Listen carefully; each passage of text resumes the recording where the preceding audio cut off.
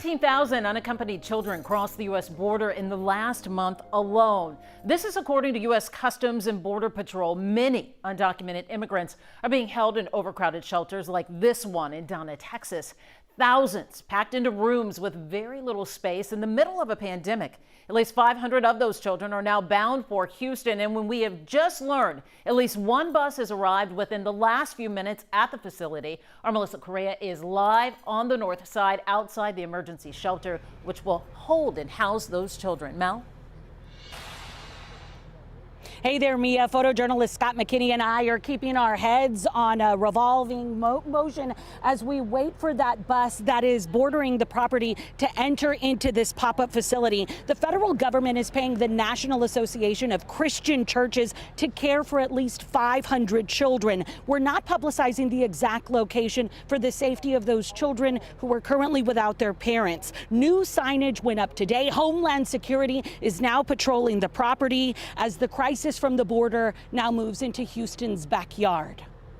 New video from Air 11 shows just how much space the National Association for Christian Churches has to work with.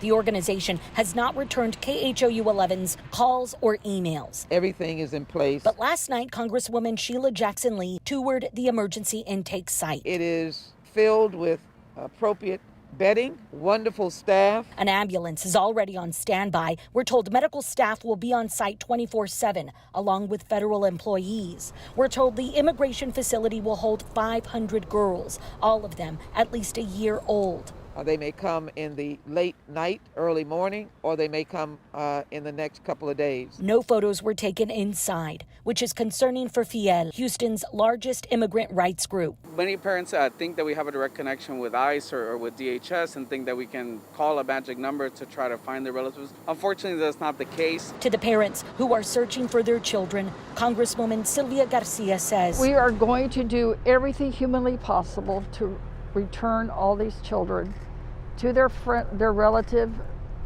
here in the United States if they have one. If they don't, the child will pair with a sponsor or stay in federal custody.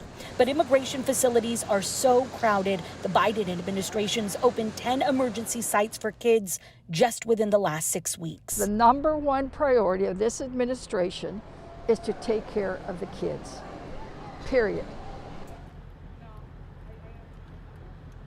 With this emergency intake site popping up in less than 48 hours, I pressed Congresswoman Sylvia Garcia about the security here on the property because 5 immigrant children were able to walk out of a Dallas convention center last weekend. City police found them down the street at a corner store. The Congresswoman says security is heightened and the people staffing this facility have gone through background checks, but she wouldn't elaborate as to how detailed. I'll wrap with this, Len and Mia. As for that bus that is circling the property with children, we saw what appear to be little girls inside the bus, each one of them with masks on, and you can bet there is media around this perimeter.